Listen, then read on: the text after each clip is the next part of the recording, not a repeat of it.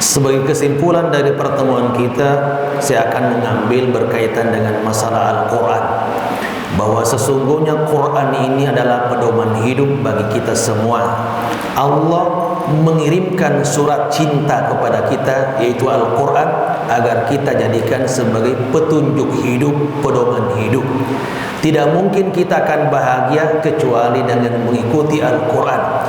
Tidak mungkin kita akan selamat di akhirat kecuali dengan mengikuti Al-Quran yang telah dipraktekkan oleh Rasulullah sallallahu alaihi wasallam. Untuk itu mari kita belajar dan belajar Al-Quran. Di pagi hari kita belajar Al-Quran, di sore hari kita belajar Al-Quran.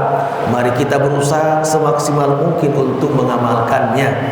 Allah Subhanahu wa taala mengingatkan kita dalam surat Al-Qamar bahwa Quran itu sudah dimudahkan oleh Allah Subhanahu wa taala, walaupun dia bersumber dari Allah yang Maha tahu segala-galanya, walaupun Al-Quran bersumber dari Allah yang penguasa langit dan penguasa bumi, tetapi Allah sudah sederhanakan bahasa Al-Quran itu sehingga mudah untuk difahami, mudah untuk diamalkan. Allah berfirman, "Wa laqad yassarnal Qur'ana lidzikri fahal mim muddakir." Sungguh kami telah memudahkan Al-Quran untuk dipelajari, maka adakah di antara kalian yang ingin mempelajarinya? Sungguh Al-Quran sudah kami mudahkan untuk diamalkan, maka adakah di antara kalian yang ingin mengamalkannya? Maka mari jadikan Quran ini sebagai wirid harian, dan di mana dan kapan saja mari kita terus baca, pelajari. Bahkan di antara keistimewaan dari belajar Quran itu atau membaca Quran itu, Allah akan berikan pahala setiap hurufnya. Dibanding dengan ajaran-ajaran yang lain harus sempurna baru kemudian Allah berikan pahala. Ketika kita sholat 5 waktu, sholat zuhur contohnya, harus selesai 4 rakaat baru kemudian Allah berikan pahala. Sekiranya ada orang sholat zuhur 3 rakaat kemudian salam, maka Allah tidak akan balas pahala kepadanya karena belum sempurna. Demikian juga orang yang berpuasa dari pagi sampai jam 5 sore, sudah berpuasa 8 jam, 9 jam, tetapi belum sampai azan maghrib kemudian dia berbuka, Allah pun tidak akan berikan pahala kepadanya. Berbeda 180 derajat dengan membaca Quran. Walaupun kita hanya membaca 1 ayat, bahkan setengah ayat, kemudian kita berhenti, maka Allah sudah berikan pahala. Dan Allah pun berikan pahala berdasarkan huruf, bukan berdasarkan ayat. Berdasarkan sabda Rasul sallam, "Man qara harfan min kitabillahi falahu hasanah wal hasanatu bi asyri amsalha wa la aqulu alif lam mim harfun walakin alifun harfun wa lamun harfun wa mimun harf." Barang siapa yang membaca 1 huruf dari Al-Quran ini, maka aku akan berikan 1 kebaikan, dan 1 kebaikan aku akan lipat gandakan menjadi 10 kebaikan.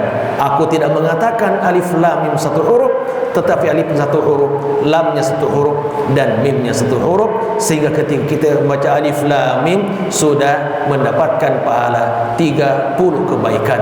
Untuk itu sekali lagi saya pesankan kepada ibu-ibu, mari kita kemudian sering-sering baca Al-Quran. Walaupun kita masih terbata-bata, Allah pun dan Rasulnya memberikan apresiasi kepada kita. Rasulullah bersabda, "Al-mahiru bil Qur'ani ma'as safratil kiramil barara walladhi yaqra'ul Qur'ana tata'ta fihi wa 'ala syaqqul lahu ajran."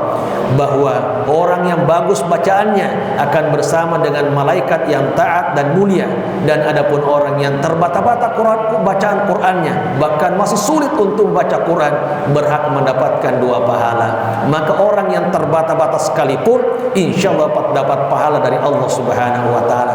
Apakah orang yang belum faham apa Al-Quran itu, belum faham maknanya juga mendapatkan pahala? Iya, sekalipun tidak faham tetap akan mendapatkan pahala dari bacaan Quran itu. Untuk itu kesempatan ini saya ingin sampaikan, mari kita berinteraksi dengan Al-Quran, baik itu lewat membacanya, memahaminya, bahkan nanti menghafalnya dan mendakwakan, memperjuangkan. Itu adalah bagian dari kecintaan kita terhadap Al-Quran. Maka jadikan dia sebagai wirid harian, insyaallah akan mengantarkan kita kepada kebahagiaan dunia dan keselamatan akhirat. Semoga Allah memberkahi kita semua. Wassalamualaikum warahmatullahi wabarakatuh.